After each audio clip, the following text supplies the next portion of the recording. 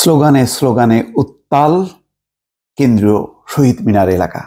দর্শক, এই ছবি নিশ্চয়ই দেখেছেন। এই দৃশ্য, এই ছবি কি মেসেজ দেয়? দর্শক, সারা বাংলাদেশ আজকে উত্তাল। সারা বাংলাদেশ আজকে উত্তাল। সারা বাংলাদেশ আজ স্লোগানে স্লোগানে, মিছিলে মিছিলে মানুষের পদভারে উত্তাল হয়ে গেছে।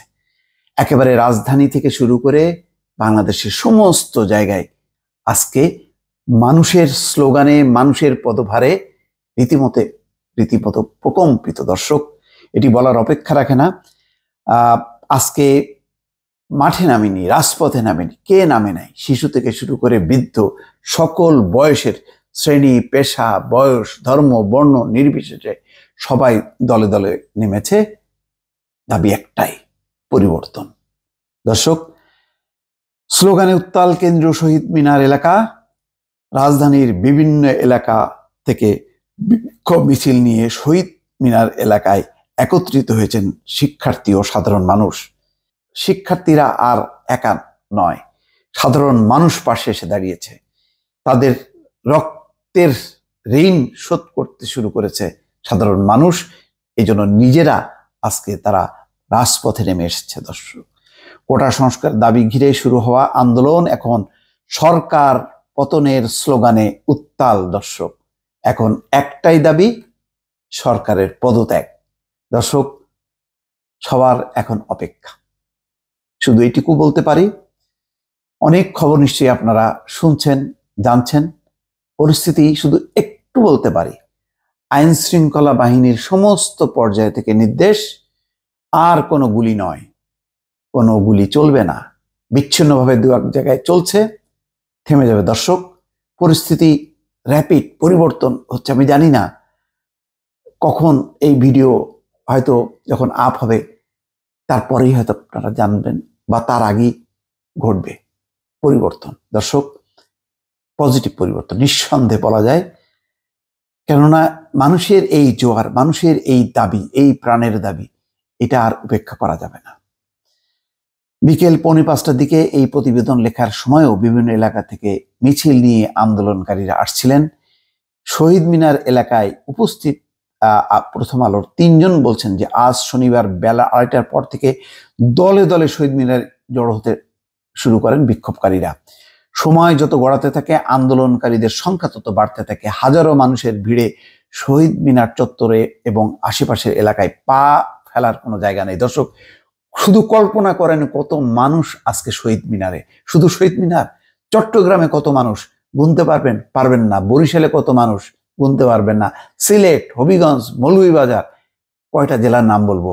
বিচ্ছিন্ন একটি ঘটনা ঘটেছে শুধু কুমিল্লায়, নিশ্চয়ই তার জবাব মানুষ দেবে। কিন্তু বাকি সমস্ত দেশ আজকে মানুষে মানুষে সয়লাভ। সবচেয়ে চমৎকার আজকে বলবো দায়িত্ব পালন করেছে আইন শৃঙ্খলা বাহিনী, পুলিশ। দর্শক, এই পুলিশ আগে বন্দুক নিয়ে তাক করেছে আপনার দিকে, এখন কিন্তু বন্দুক ঘুরিয়ে ফেলেছে। শুধু পুলিশ নয়, আরো সর্বোচ্চ পর্যায় থেকে নির্দেশ, তাদের কেউ মানুষের উপর গুলি চালাবে না। এটা হচ্ছে মূল কথা। বাকি আরো অনেক কথা, সেগুলো যখন একেবারে ডকুমেন্টেড আকারে পাবো দর্শক বলবো, আগাম কথা বলতে চাই না। শুধু বডি ল্যাঙ্গুয়েজ খেয়াল করবেন, বডি ল্যাঙ্গুয়েজ খেয়াল করে আপনারা বুঝে নেবেন অনেক কিছু। শহীদ মিনার এলাকায় আন্দোলনরত শিক্ষার্থীরা আমার ভাই কবরে, খুনি কেন বাইরে? বলবো আবার, আমার ভাই কবরে, খুনি কেন বাইরে? কাকে বলছে? আপনার উত্তর জানেন। Justice, justice, we want justice. দিয়েছি তো রক্ত, আরো দেব রক্ত। স্বৈরাচারের গদিতে আগুন জ্বালো একসাথে।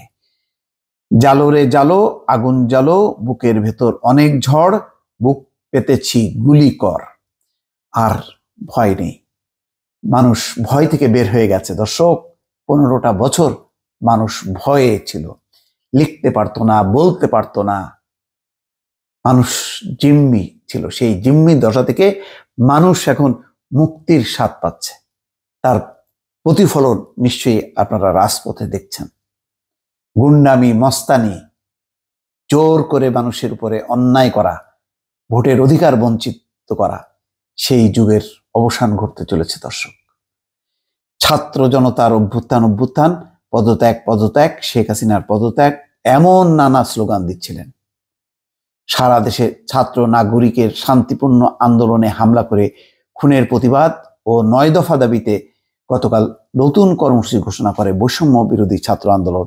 তারা আজ সারা দেশে বিক্ষোভ মিছিল ও কাল রোববার থেকে সর্বাত্মক অসহযোগ আন্দোলনের ডাক দেয়। দর্শক, বাংলাদেশের ইতিহাসে মানুষ দেখবে কাল কিভাবে অসহযোগ আন্দোলন প্রতিপালিত হয়। দর্শক, নিশ্চয়ই বুঝতে পারছেন যে যারা এখনো বুঝতে পারেননি, আমার মনে হয় বোকার স্বর্গে আছেন তারা। অসহযোগ আন্দোলন কাকে বলে, কয় প্রকার, কালকে মানুষ সেটা জানবে, বুঝবে এবং এর নেতৃত্ব দেবে ছাত্ররাই। আমাদের ভরসা ছাত্রদের উপর, নতুন ছাত্র নেতৃত্বের উপর। তারাই দেশকে পাল্টাবে ইনশাল্লাহ। দর্শক, ভালো থাকবেন। আল্লাহ হাফেজ।